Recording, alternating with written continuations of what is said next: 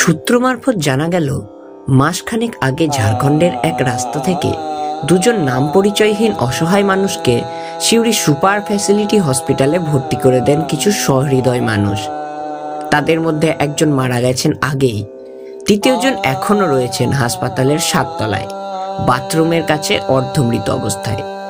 বসতেও পারেন না, কথাও বলতে পারেন না, খেতেও পারেন না।